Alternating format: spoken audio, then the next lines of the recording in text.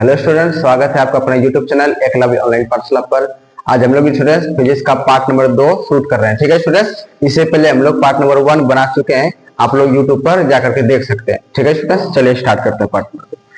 चलिए, इससे पहले आप लोगों को इलेक्ट्रॉन, प्रोटॉन और न्यूट्रॉन तीनों का खासियत आप लोगों को बता चुके थे। इलेक्ट्रॉन, प्रोटॉन और न्यूट्रॉन का तीनों का बात बता चुके थे कि ये परमाणु है। ठीक है, ये परमाणु है और परमाणु में क्या क्या रहता है आप लोगों को बताए थे, प्रोटॉन प्लस न्यूट्रॉन ये दोनों रहते हैं। और परमाणु के जो नाभिक के चारों ओर जो वृत्ताकार करके यहाँ पे कौन इलेक्ट्रॉन चक्कर काटते हैं, कौन करते हैं, इलेक्ट्रॉन चक्कर काटते हैं। ये आप लोगों को बताए थे। ठीक है, प्रोटॉन पर आप लोगों को बताए थे धन आवेश रहता है, इस पर बताए थे ऋण आवेश रहता है, इस पर बताए थे कोई आवेश नहीं रहता, इस पे शून्य आवेश रहता, आप लोगों को बताए थे। ठीक है, इलेक्ट्रॉन पर माइनस मतलब ऋण आवेश, प्रोटॉन पर प्लस यानी धन आवेश और न्यूट्रॉन यानी ये उदासीन अणु का बना होता है। आप लोगों को बताए थे इनमें से कौन उदासीन कण है, आप लोगों से एग्जाम में पूछा जाए तो क्या बताएंगे, बताइए इनमें से कौन उदासीन कण है। अगर आप लोगों से एग्जाम में पूछा जाए स्टूडेंट्स तो आप लोग क्या बताएंगे, बताइए। तो न्यूट्रॉन बताएंगे, क्या बताएंगे, न्यूट्रॉन। और धन आवेशित कण पूछेगा तो प्रोटॉन, ऋण आवेशित कण पूछेगा तो इलेक्ट्रॉन। ठीक है स्टूडेंट्स, चलिए तो आप लोग पहले एक नोट पॉइंट लिख लेंगे, NOT नोट पॉइंट, हल्ला करेगा नहीं, नोट पॉइंट। चलिए बाबू नोट पॉइंट लिखेंगे, लिखना परमाणु के नाभिक के चारों ओर, नाभिक के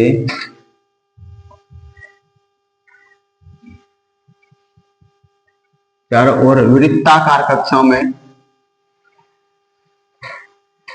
वृत्ताकार कक्षाओं में चक्कर कौन लगाते हैं, तो याद रखेंगे इलेक्ट्रॉन। कक्षा में इलेक्ट्रॉन चक्कर लगाते हैं। ठीक है स्टूडेंट्स, याद रखेंगे। चलिए उसके बाद नेक्स्ट नोट पॉइंट देखेंगे। जितना भी ये सारे नोट पॉइंट पढ़ा रही है सारे ऑब्जेक्टिव में कम आएंगे। किस में कम आएंगे स्टूडेंट्स, ऑब्जेक्टिव में कम आएंगे। चलिए नेक्स्ट लिखेंगे, यदि किसी परमाणु में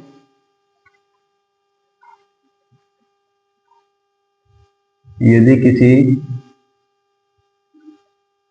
परमाणु में इलेक्ट्रॉन की संख्या,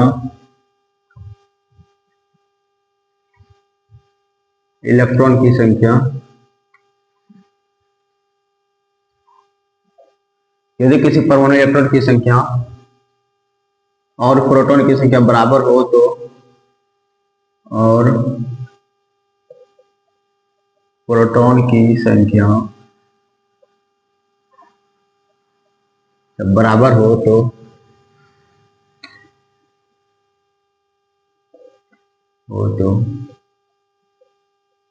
वह परमाणु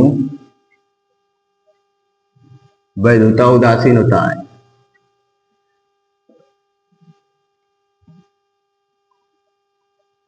याद रखेंगे स्टूडेंट्स, ये ऑब्जेक्टिव में पूछा जाएगा। और वह परमाणु क्या होता है, उदासीन होता है। बहुत इंपॉर्टेंट है। यदि किसी परमाणु में इलेक्ट्रॉन की संख्या और प्रोटॉन की संख्या दोनों बराबर हो जाए तो वो क्या होता है, उदासीन होता है। जैसे देखिए ये कोई परमाणु है, याद रखेंगे ये कोई परमाणु है और परमाणु में इलेक्ट्रॉन की संख्या और प्रोटॉन की संख्या दोनों बराबर हो जाए। इलेक्ट्रॉन की संख्या और प्रोटॉन की संख्या दोनों बराबर हो जाए, ई मतलब इलेक्ट्रॉन, पी मतलब प्रोटॉन। इलेक्ट्रॉन की संख्या प्रोटॉन की संख्या के बराबर हो जाए तो ये क्या हो जाएगा, वैध तथा उदासीन हो जाएगा परमाणु, जो क्या है, वैध तथा उदासीन है।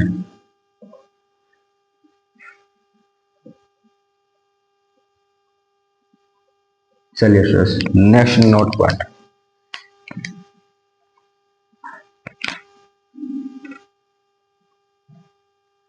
लिखेंगे, यदि किसी परमाणु में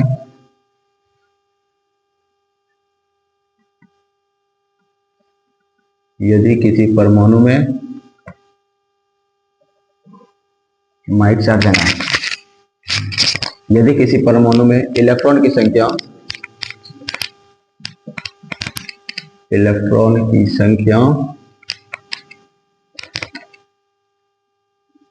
प्रोटॉन की संख्या से प्रोटॉन की संख्या से अधिक हो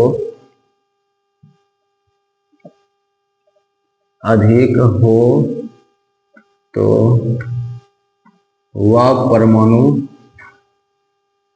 ऋण आवेशित होता है। कौन क्या होता है इसमें? ऋण आवेशित होता है। यदि किसी परमाणु में प्रोटॉन संख्या से अधिक हो तो वह परमाणु ऋण आवेशित होता है।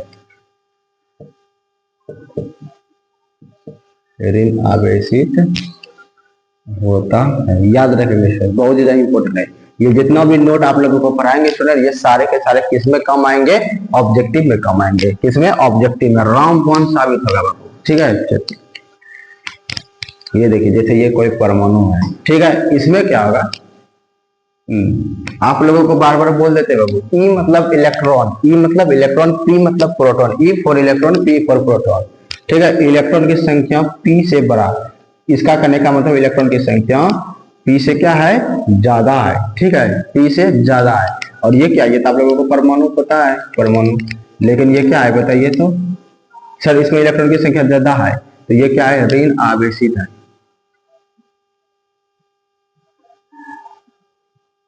क्या है? ऋण आवेशित है, ठीक है स्टूडेंट्स। चलिए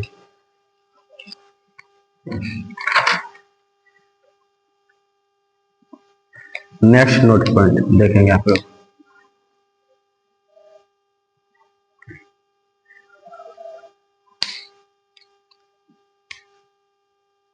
यदि किसी परमाणु में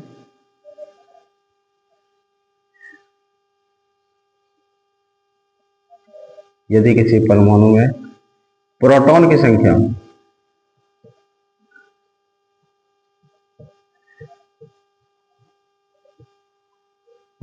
संख्या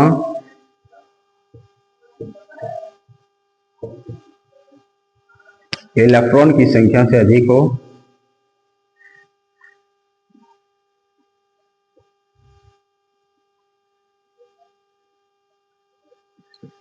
हो तो वह परमाणु धन आवेशित होता है। तो वह परमाणु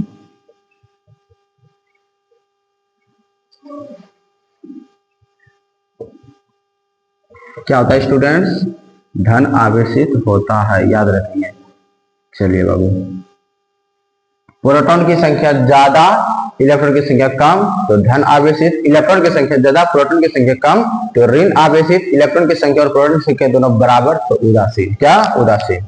चलिए, ये मान लीजिए कोई परमाणु है, ठीक है, ये क्या है? ये परमाणु है, ठीक। और इसमें क्या है?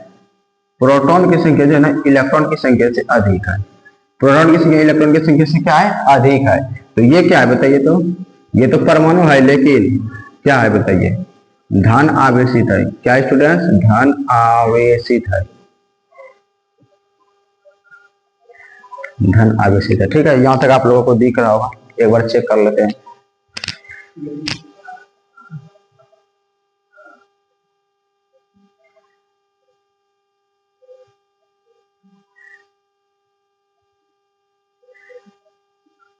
चलिए, दिख रहा है। चलिए,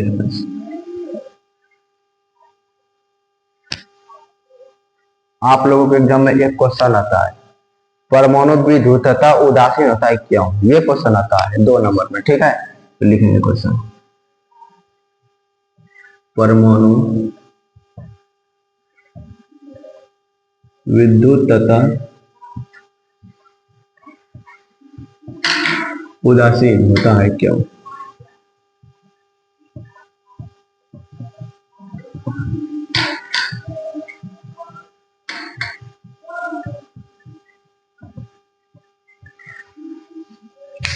ठीक है स्टूडेंट्स, तो लिखेंगे परमाणु में विद्युतता उदासीन कब होता है बताइए? जब इलेक्ट्रॉन की संख्या और प्रोटॉन की संख्या दोनों क्या होता है? बराबर होता है, तब क्या होता है? उदासीन। क्या होता है? विद्युतता उदासीन। तो परमाणु में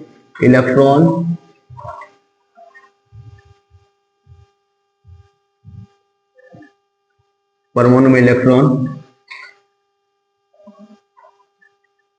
की संख्या तथा प्रोटॉन की संख्या, इलेक्ट्रॉन की संख्या और प्रोटॉन की संख्या बराबर होती है स्टूडेंट्स। क्या होती है? बराबर होती है। ठीक है,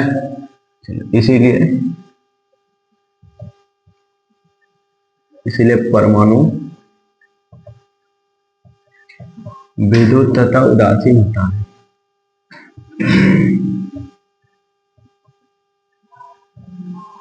विद्युत तथा उदासीन होता है। ठीक है, तो याद देखेंगे इसको याद करना सिंपल है। किसी भी परमाणु में इलेक्ट्रॉन की संख्या और प्रोटॉन की संख्या बराबर होती है, इसलिए परमाणु क्या होती है? विद्युत तथा उदासीन होता है। बस खत्म। उसका नेक्स्ट क्वेश्चन लिखेंगे आप लोग। नेक्स्ट क्वेश्चन क्या है?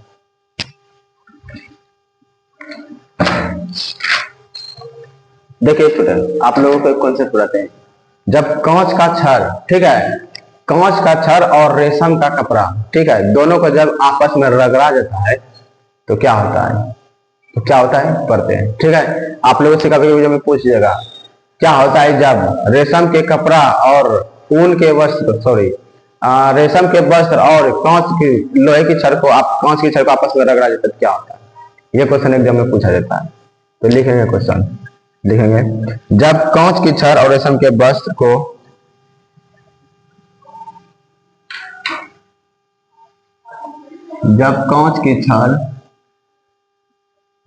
और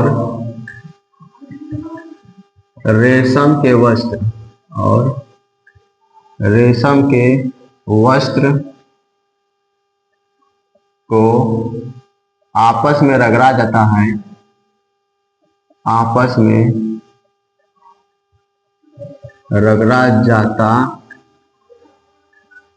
तो क्या होता है? इस तरह जब मैं क्वेश्चन पूछेगा या इस तरह पूछेगा अथवा करके इस तरह क्वेश्चन पूछेगा।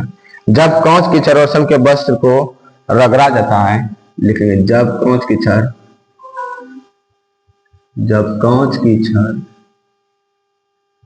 और रेशम के वस्त्र को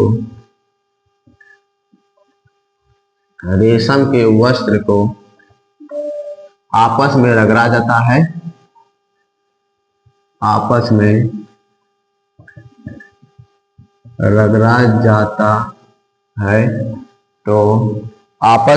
जाता है, तो कांच की छड़ धन आवेशित तथा रेशम के वस्त्र ऋण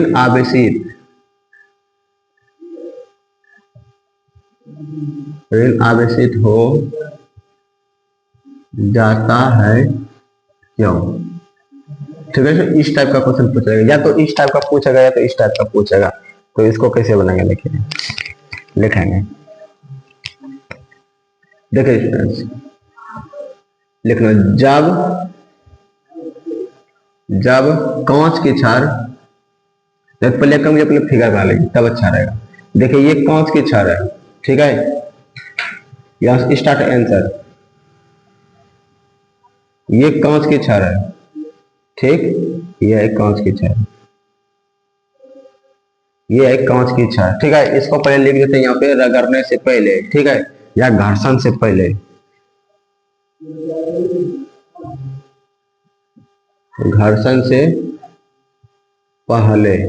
ठीक, और इधर लिखेंगे घर्षण के बाद,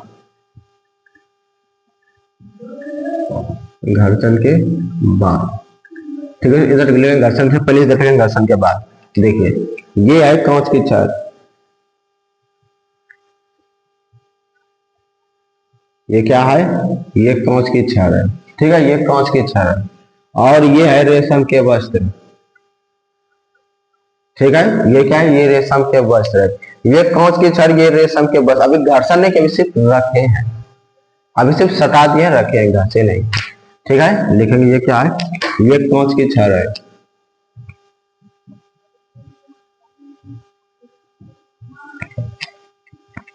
और ये वाला क्या है, ये है रेशम के वस्त्र।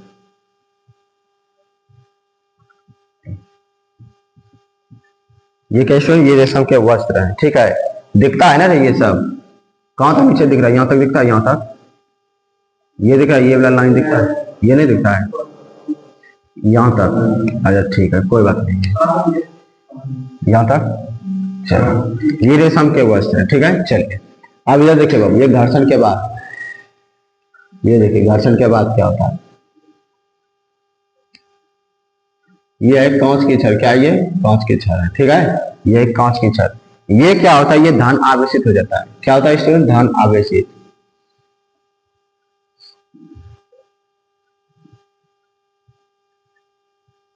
ठीक, ये क्या है, ये कांच की छड़ है,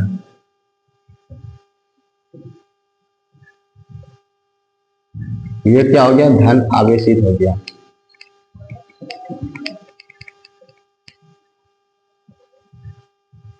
आवेशित, ठीक है। उसके बाद ये रेशम का कपड़ा, ये क्या हो जाता है, ये ऋण आवेशित हो जाती है। क्या होता है, ऋण आवेशित।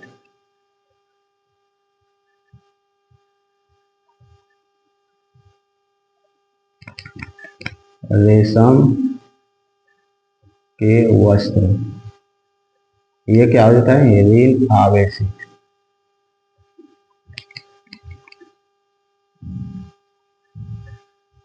क्या होता है, ये ऋण आवेशित हो जाता है। ठीक है, चलिए अब इसका हम लोग कॉन्सेप्ट लिखते हैं। ठीक है, इतना तो फिगर बनाना आप लोगों के लिए इंपॉर्टेंट था, फिगर बना दिए, अब इसका कॉन्सेप्ट इधर लिखते हैं।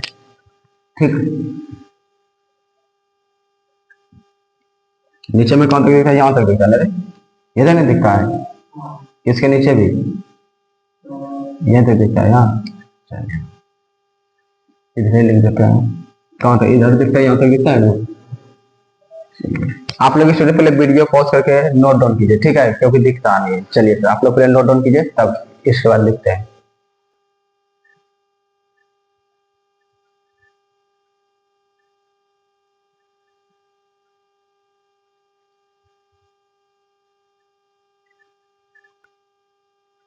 चलिए स्टूडेंट्स, इसका कारण लिखते हैं। ठीक है, इसका थ्योरी लिखते हैं। ठीक, यहां तक तो फिगर बना देंगे, फिगर बनाने के बाद इसका थ्योरी भी लिखना है। चलिए तो लिखते हैं थ्योरी, लिखिएगा बाबू। जब कांच की छड़ और रेशम के वस्त्र आपस में रगड़ा जाता है, जब कांच की छड़ और रेशम के वस्त्र को, रेशम के वस्त्र को आपस में रगड़ा जाता है,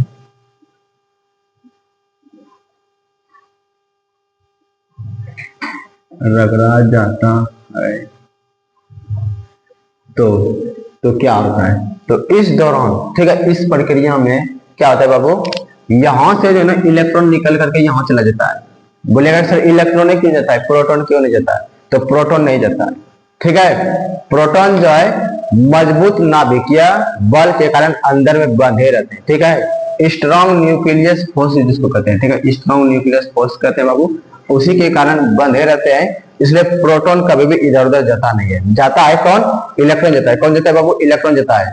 आप लोगों से एग्जाम में पूछा जाएगा कौन जाता है, प्रोटॉन और न्यूट्रॉन तो अंदर में रहते हैं, बाहर में कौन घूमते हैं, इलेक्ट्रॉन।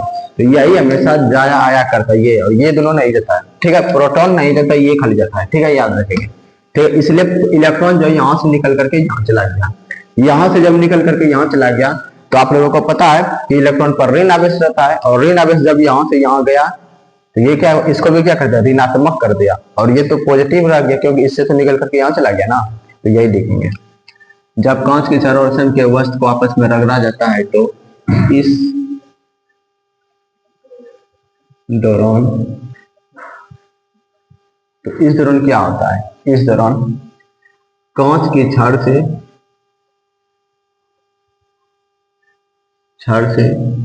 इलेक्ट्रॉन निकलकर,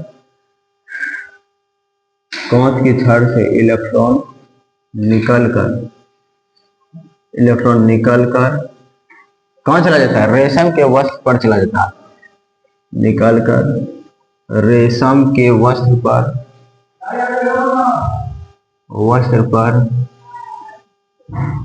चला जाता है। ठीक है, कहाँ जाता है, चला जाता है स्टूडेंट्स, कांच की छड़ से निकल करके रेशम के वस्त्र पर चला जाता है। ठीक है, लिखेंगे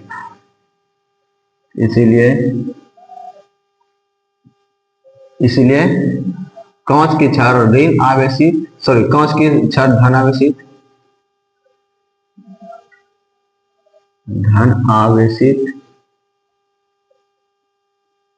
तथा रेशम के वस्त्र ऋण आवेशित हो जाता है। क्या हो जाता है, ऋण आवेशित हो जाता है। ठीक है स्टूडेंट्स, याद रखेंगे। ठीक है, जब कांच की छड़ और रेशम के वस्त्र को आपस में रगड़ा जाता है तो क्या होता है, कांच की छड़ से इलेक्ट्रॉन निकल करके रेशम के वस्त्र पर चला जाता है, इसलिए रेशम के वस्त्र ऋण आवेशित और कांच की छड़ धन आवेशित हो जाता है। ठीक है, अब नेक्स्ट क्वेश्चन लिखेंगे स्टूडेंट्स। ठीक, नेक्स्ट क्वेश्चन सेम यही टाइप का क्वेश्चन है। ठीक है, यहाँ पे कांच की छड़ है लेकिन यहाँ पे ऊनी वस्त्र है, ऊनी वस्त्र में क्या होता है, उल्टा हो जाता है, यहाँ पे ऋण आवेश हो जाता है, यहाँ पे धन आवेश हो जाता है। तो यही बात लिखेंगे, देखिए लेकिन क्या होता है जब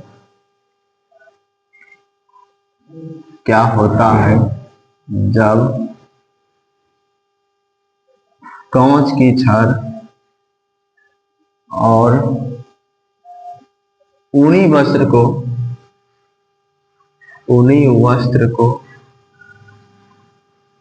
आपस में रगड़ा जाता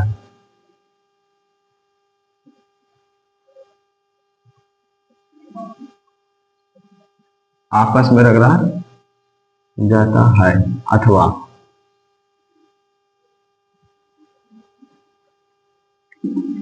जब कांच की छड़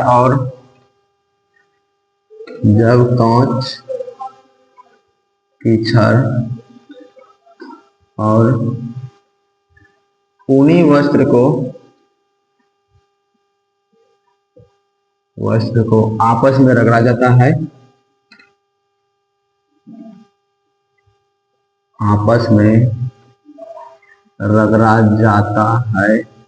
तो कांच की छड़ ऋण आवेशित तथा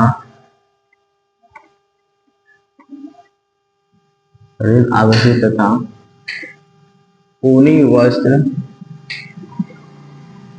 धन आवेशित हो जाता है। क्यों, धन आवेशित हो जाता है क्यों। ठीक है स्टूडेंट्स, सेम टू सेम इसी टाइप का कॉन्सेप्ट लिखेंगे। चलिए पहले फिगर बना दीजिए। देखिए घर्षण से पहले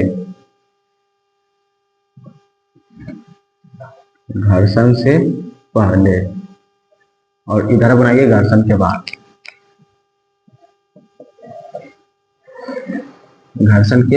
मतलब रगड़ने के पहले और रगड़ने के बाद। चलिए फिगर बनाइए स्टूडेंट।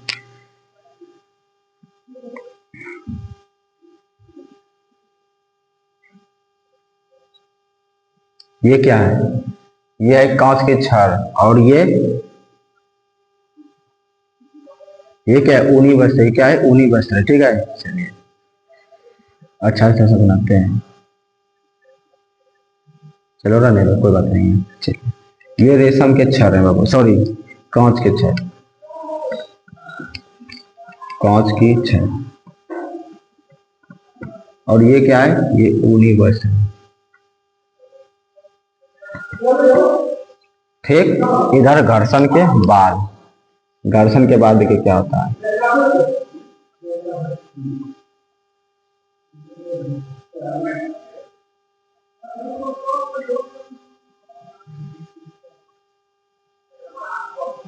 ठीक है, ये घर्षण के बाद है। घर्षण के बाद कहते हैं ये ऋण आवेशित हो जाता है, याद रखेंगे। ये ऋण आवेशित हो जाता है और ये क्या हो जाता है, ये धन आवेशित।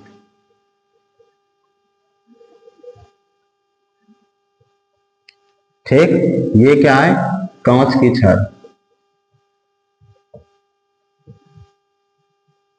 ऋण आवेशित,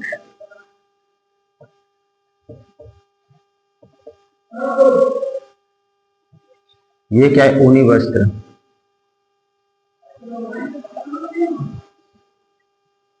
ये हो गया है धन आवेशित।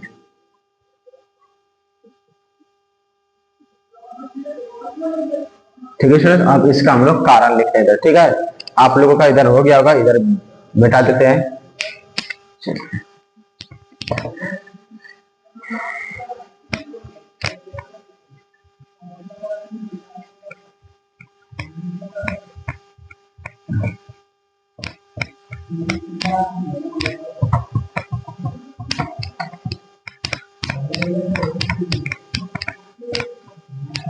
चलिए लिखिए इसका कारण, तो लिखिए,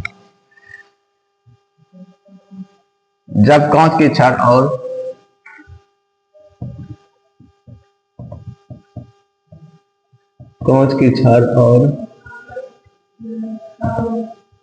ऊनी वस्त्र को आपस में रगड़ा जाता है,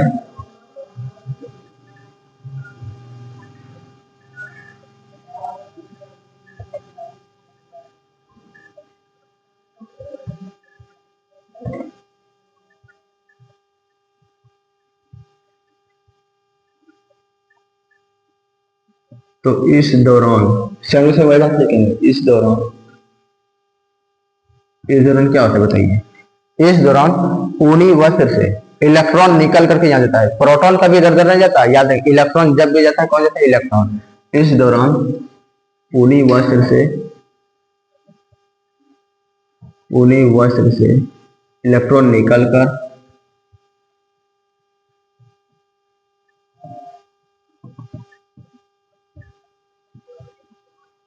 कर कांच की छड़ पर चला जाता है, कांच की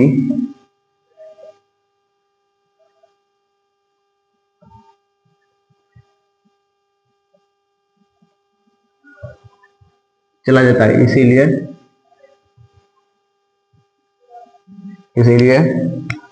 कांच की छड़ ऋण आवेशित, इसलिए कांच की छड़ ऋण आवेशित तथा ऊनी वस्त्र धन आवेशित हो जाता है।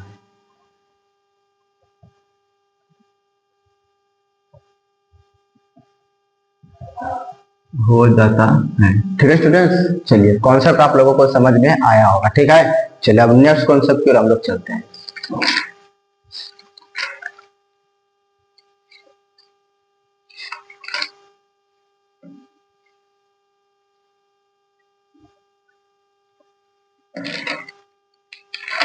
चलिए आप लोग हेडिंग लगाएंगे आवेश की ध्रुवता। क्या हेडिंग लगेगा, आवेश की ध्रुवता से आप क्या समझते हैं, क्वेश्चन,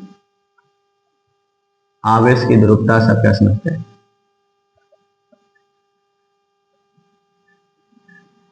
ध्रुवता से आप क्या समझते हैं। ठीक है चलिए, पहले आवेश की ध्रुवता, इसको लिखने का तरीका देखिए कैसे लिखा जाए। पहले आवेश की ध्रुवता लिखेंगे, आवेश की ध्रुवता, इसको पोलैरिटी ऑफ चार्ज भी कहते हैं। क्या कहते हैं, पोलैरिटी ऑफ चार्ज। हेडिंग में लगा देंगे polarity of charge, POLARITY of charge. ठीक है, तो सर लिखने का तरीका अच्छा रहेगा तो नंबर आप लोगों को अच्छा मिलेगा। ठीक है, इसको सबसे पहले इसे हेडिंग लगा देंगे। ठीक है, पोलैरिटी ऑफ चार्ज। ठीक है, अब लिखना स्टार्ट करेंगे, लिखेंगे, इस करके इंक खत्म हो गया।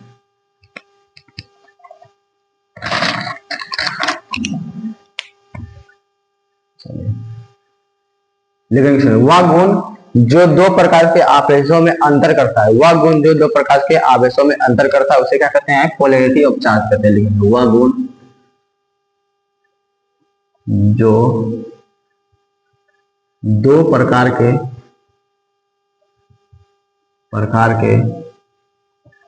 आवेशों में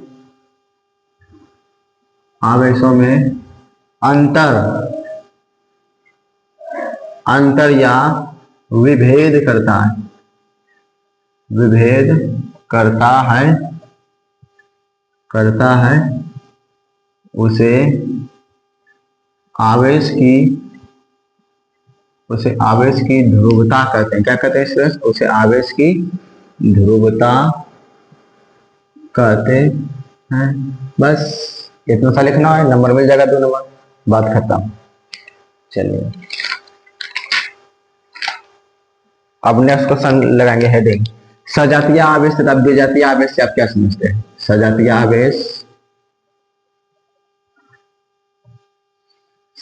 आवेश तथा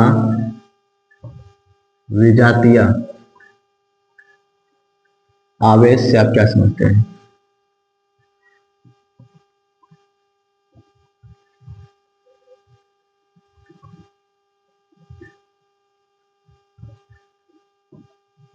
क्या समझते हैं? ठीक है स्टूडेंट, चलिए देखिए फ्रेंड्स, सबसे पहले हेडिंग लगाएंगे सजातीय आवेश। लिखने का तरीका सिखा रहे हैं आप लोगों को। सबसे पहले सजातीय आवेश लिखे, हेडिंग लगाएंगे सजातीय आवेश, ठीक है। और इसको इंग्लिश में कहते हैं लाइक चार्ज। क्या कहते हैं? Like charge. जैसे लिख रहे हैं स्टूडेंट, इसी तरह आप लोगों को भी एग्जाम में लिखना है, ठीक है। सजातीय आवेश लाइक चार्ज, ठीक है। देखिए सजातीय आवेश करने का मतलब है समान जात का, ठीक है। जैसे देखिए इधर बॉयज है और इधर गर्ल्स, ये दोनों अलग अलग प्रकार का है, ठीक है। ये दोनों अलग अलग आदमी है, ठीक है। तो सारे बॉय को अगर एक तरफ ले लेंगे तो इसको कहेंगे सजातीय, और अगर बॉय और गर्ल दोनों को मिला देंगे तो इसको कहेंगे विजातीय, ठीक है स्टूडेंट्स। चलो तो वही लिखेंगे स्टूडेंट्स। इसको लिखते हैं समान प्रकृति वाले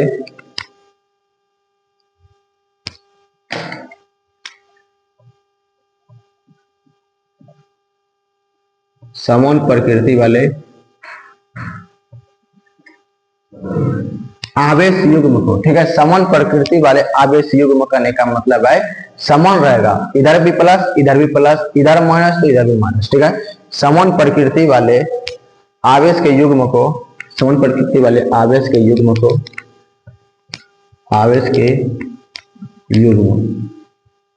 युग्म को स्टूडेंट इंग्लिश में कहते हैं पेयर। क्या कहते हैं? पेयर, ठीक है। समान प्रकृति वाले आवेश के युग्म को सजातीय आवेश कहते हैं। क्या कहते हैं स्टूडेंट? सजातीय आवेश कहते हैं। देखो दिख रहा है ना रे, यहाँ तक कहते हैं, ऐसा दिखता है, देखो तो, ठीक है। सजातीय आवेश कहते हैं, ठीक है स्टूडेंट्स। चलिए जैसे देखिए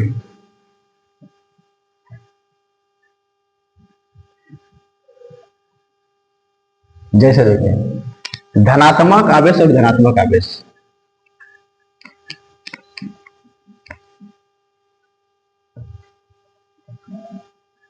धनात्मक आवेश करने का मतलब है क्या? प्लस और धनात्मक आवेश,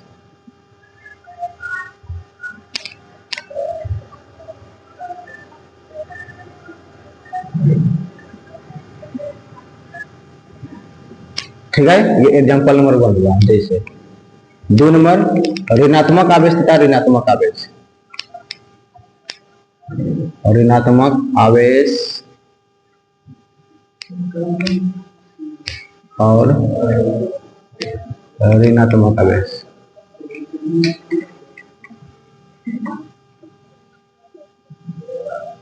ठीक है स्टूडेंट। अब आप बताइए सेम आदमी जहां रहता है वहां पे झगड़ा करता है, ठीक है। कभी आप देखें क्या लड़का लड़की झगड़ा करता? नहीं करता। लड़का लड़का झगड़ा करता है, और जब समान का लड़की लड़की झगड़ा करता है, ठीक है। तो समान वाला जब भी बात रहेगा ना, तो ये दोनों क्या करते हैं? झगड़ा करते हैं, मतलब एक दूसरे को विकर्षित करते हैं। क्या करते हैं? विकर्षित करते हैं, ठीक है। तो याद रखेंगे, जैसे यहाँ पे प्लस बीई है और यहाँ पे प्लस बीई है, दोनों में क्या होगा? झगड़ा होगा। दोनों के बीच में क्या लगेगा? विकर्षण विकर्षण होगा या प्रतिकर्षण होगा? क्या होगा? प्रतिकर्षण होगा या विकर्षण होगा? तो आप लोग याद रखेंगे स्टूडेंट्स, सजातीय आवेशों के बीच प्रतिकर्षण या विकर्षण होता है। ठीक है, चलिए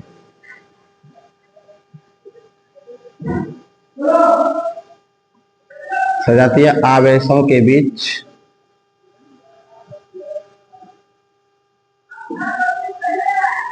प्रतिकर्षण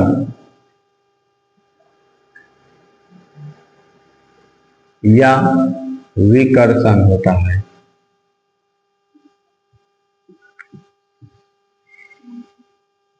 ठीक है स्टूडेंट, सजातीय आवेशों के बीच में क्या होता है?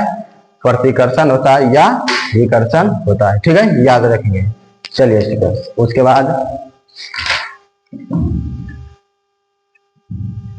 एक बात और याद रखेंगे, सजातीय आवेशों के बीच में जो है ना स्टूडेंट्स, प्रतिकर्षण बल लगता है। क्या लगता है? प्रतिकर्षण बल लगता है। ठीक है, चलिए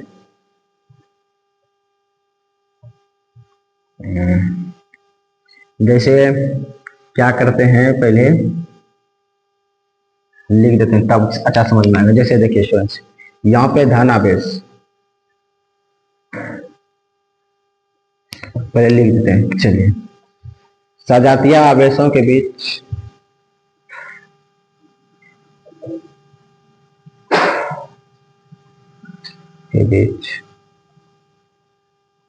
प्रतिकर्षण या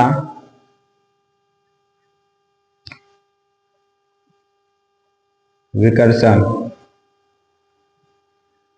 बल लगता है।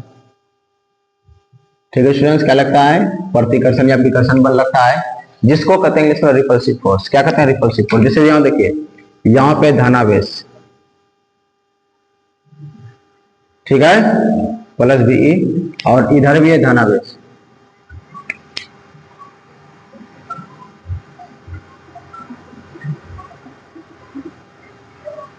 ठीक है, इधर भी धन आवेश, इधर भी धन आवेश, तो ये दोनों क्या प्रतिकर्षण मतलब एक दूसरे से चिपकेगा नहीं, ये दोनों हटेगा।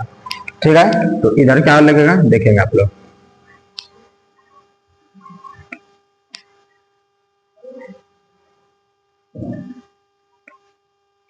ऐसे लगेगा बल एफ, और इसमें भी ऐसे, मतलब ये दोनों क्या होगा? दूर भागेगा। तो इस दोनों के बीच में क्या होता है? प्रतिकर्षण बल लगता है। या आप मान लीजिए कि इधर है ऋण आवेश,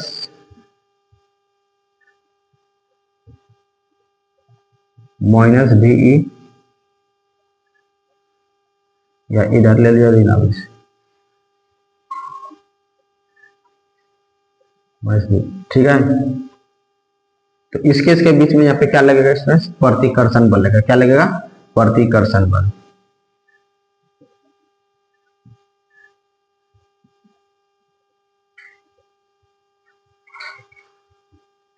याद रखेंगे, इधर क्या लगता है? प्रतिकर्षण या विकर्षण बल। चलिए फ्रेंड्स, अभी सजातीय आवेश का कॉन्सेप्ट पढ़ चुके हैं, अब हम लोग विजातीय आवेश का कॉन्सेप्ट पढ़ते हैं। ठीक है, आप लोग जब वीडियो को पॉज करके नोट डाउन कीजिए। ठीक है, चलिए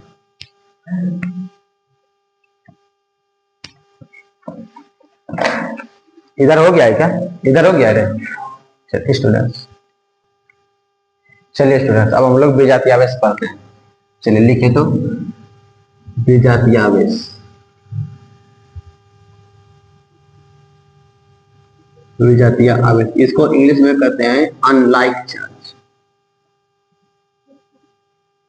अनलाइक चार्ज।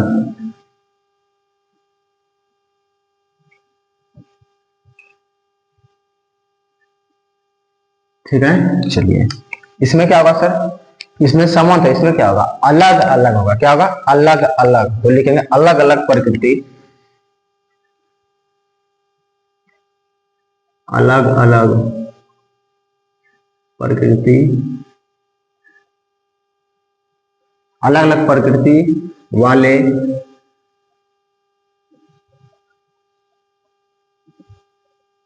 आवेश के युग्म, आवेश के युग्म को कहते हैं पेयर। अलग अलग प्रकृति वाले आवेश के युग्म को विजातीय आवेश कहते हैं। क्या कहते हैं इसमें? विजातीय आवेश कहते हैं। ठीक है स्टूडेंट्स, चलिए अलग अलग प्रकृति वाले आवेश के युग्म को विजातीय आवेश कहते हैं। ठीक है,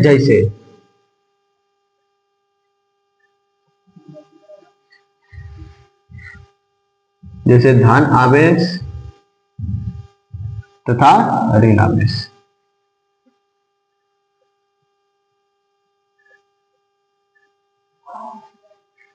बताइए ये दोनों एक है कि अलग अलग है?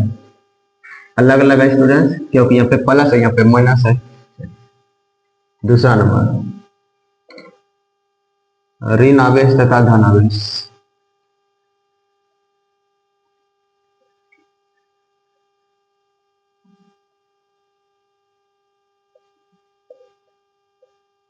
एक लिखेंगे प्लस जी, इधर लिखेंगे धन आवेश तथा ऋण आवेश, और इधर ऋण आवेश तथा धन आवेश। ये दोनों अलग अलग प्रकृति का, अलग अलग जब रहता है तो क्या होता है?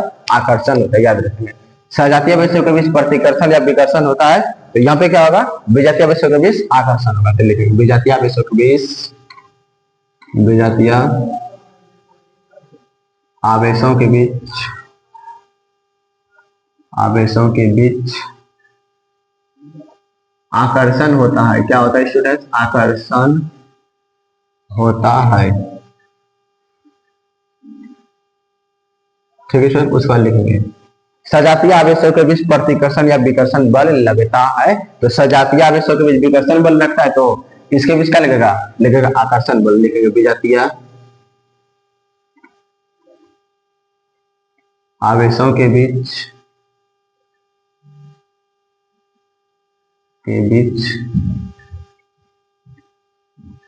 आकर्षण बल लगता है, बल लगता है। विजातीय आवेशों के बीच क्या होता है? आकर्षण बल लगता है, याद रखेंगे। जैसे देखिए यहाँ पे धन आवेश प्लस भी, और इधर है स्टूडेंट्स ऋण आवेश। समझिएगा अच्छा से, इधर है ऋण आवेश माइनस। ठीक,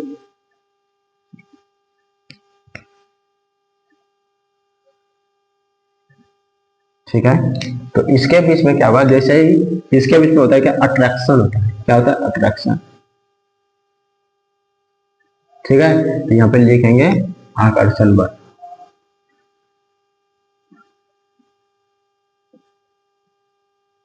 आकर्षण बल, या ऐसे बना दीजिए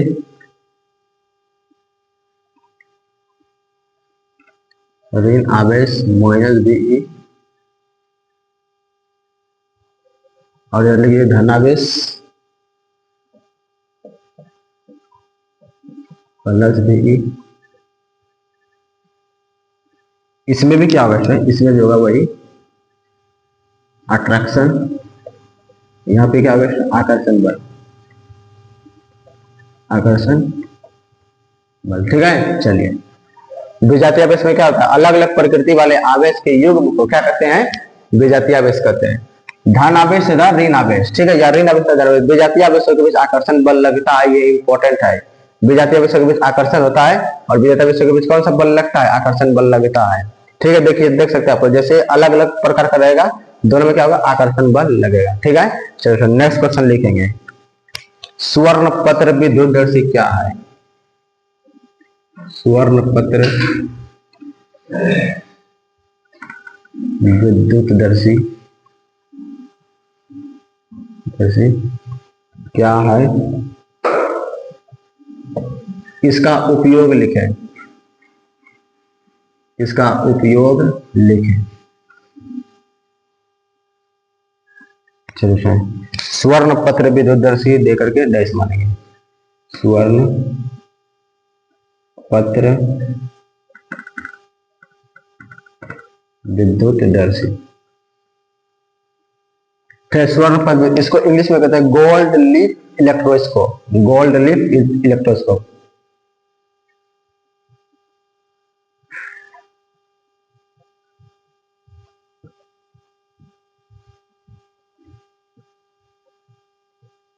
गोल्ड लीफ इलेक्ट्रोस्कोप।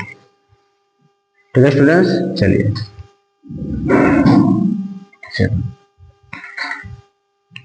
वह यंत्र जिसकी सहायता से हम लोग आवेश की उपस्थिति का पता लगाते हैं उसे कहते हैं स्वर पत्र विधि। जैसे याद रखेंगे, लिखा हुआ है वह यंत्र जिसकी सहायता से किसी वस्तु पर आवेश की उपस्थिति का पता लगाया जाता है। वह यंत्र जिसकी सहायता से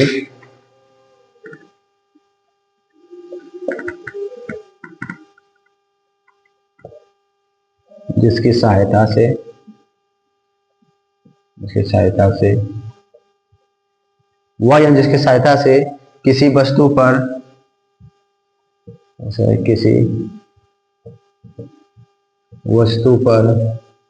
उपस्थित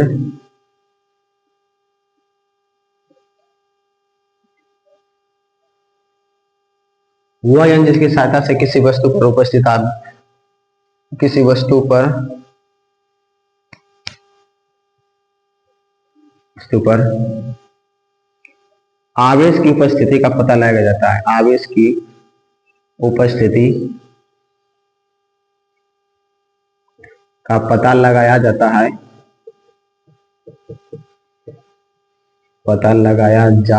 है।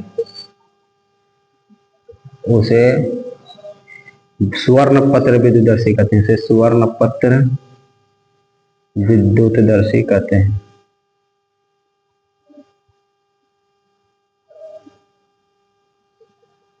ठीक है स्टूडेंट्स, चलिए इसका अब हम लोग क्या लिखते हैं, उपयोग लिखते हैं। उपयोग, ठीक है, लिखेंगे आप लोग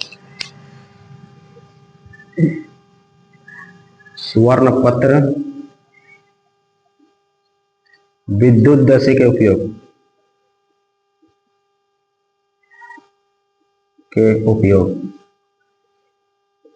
या इसी को लिखेंगे एप्लीकेशन ऑफ, नीचे लिख दीजिए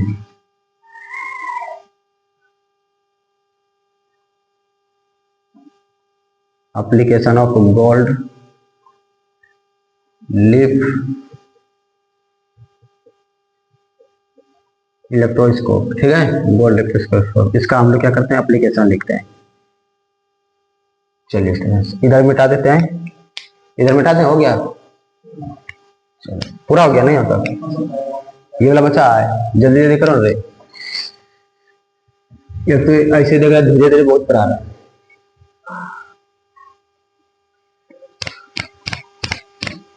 जल्दी जल्दी करिए बाबू। चलो 1 नंबर, अच्छा रहने तो अभी लिखेंगे, चलिए लिखे तो 1 नंबर,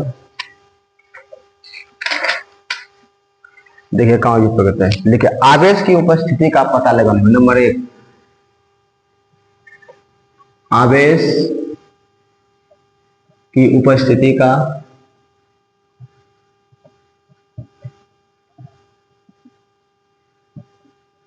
पता लगाने में, लगता है ये वाला लाइन नहीं दिख रहा है, क्या दिखता है? चलो नंबर 2, आवेश की उपस्थिति का पता लगाने में, आवेश की प्रकृति का पता लगाने में। ठीक है, आवेश कौन सा प्रकृति का है, प्लस है या माइनस है? आवेश की प्रकृति का पता लगाने में,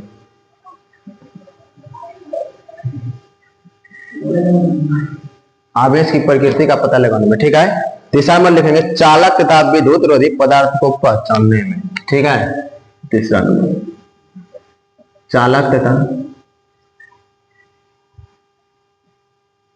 विद्युत रोधी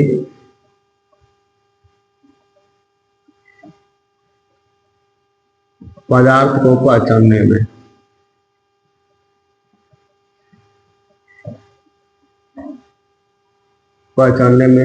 और चौथा नंबर लिख जैसे प्रयोगशाला में। देखिए कोई भी उपयोग पूछे, सबसे पहले आप लोगों को अगर याद है तो ठीक है, नहीं याद है ना तो सबसे एकदम लास्ट में प्रयोगशाला में जरूर लिख दीजिए, नंबर मिल जाएगा। ठीक है, प्रयोगशाला में, क्योंकि साइंस का जितना भी चीज आए सारी चीज का उपयोग प्रयोगशाला में जरूर करते हैं। ठीक है, चलिए प्रयोगशाला में। इसके बाद देखिए दूसरा नेक्स्ट क्वेश्चन देखते हैं। चलिए, आवेशित वस्तु तथा अनावेशित वस्तु से आप क्या समझते हैं? देखिए क्वेश्चन, आवेशित वस्तु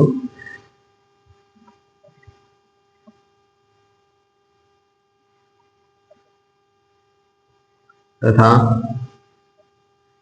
अनावेशित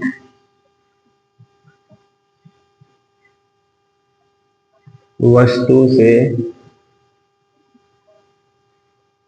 आप क्या समझते हैं?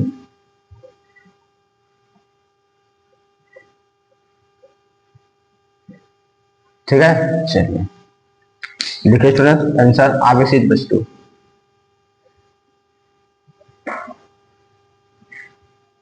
आवेशित वस्तु इसको कहते हैं चार्ज बॉडी। क्या कहते हैं? Charge body. लिखेंगे charge body, CHARGE, charge body.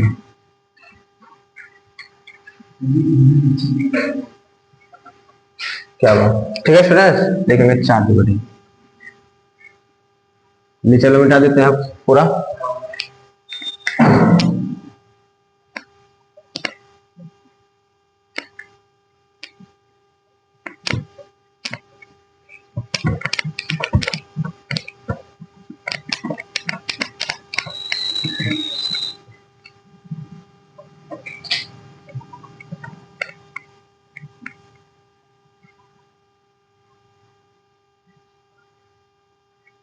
देखिए स्टूडेंट्स,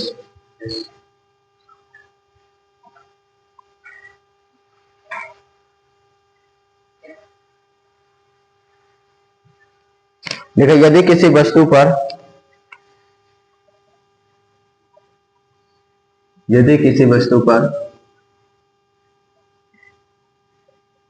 इलेक्ट्रॉन की कमी,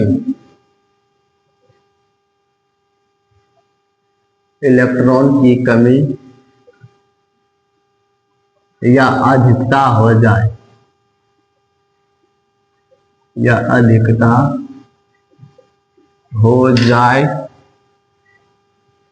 तो उसे आवेशित वस्तु कहते हैं।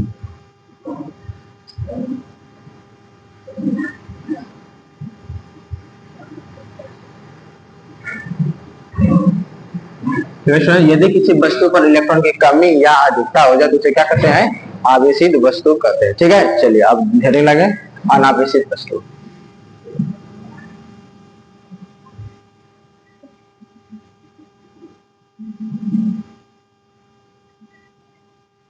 इसे और नाम है शायद निरावेशित वस्तु शायद।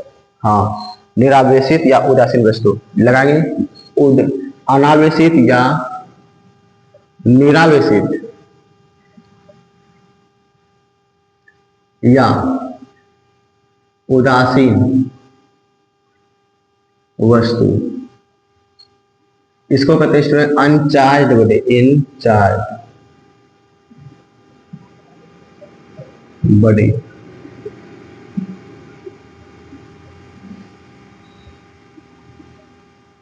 चलिए इसका डेफिनेशन लिखिए तो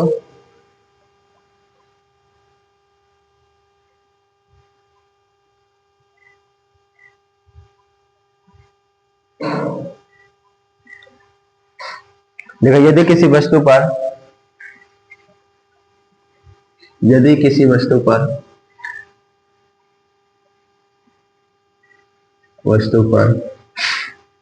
आवेश उपस्थित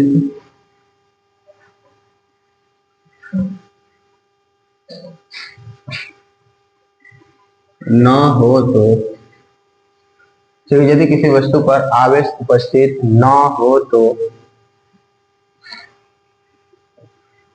उसे अनावेशित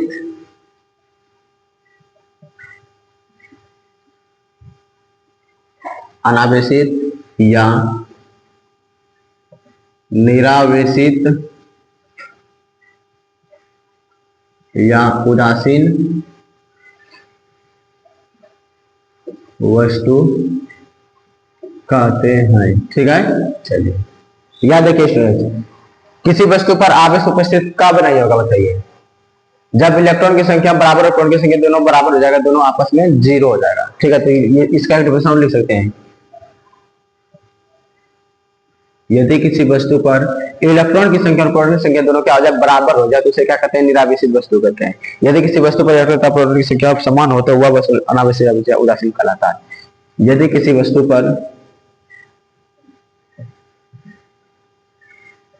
तो पर इलेक्ट्रॉन की संख्या तथा प्रोटॉन की संख्या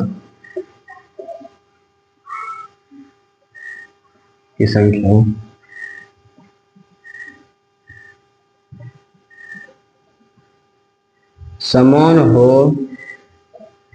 जाए तो उसे अनावेशित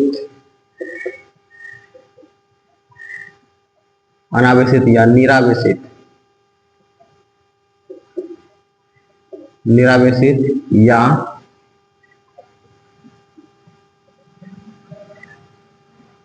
उदासीन वस्तु कहते हैं।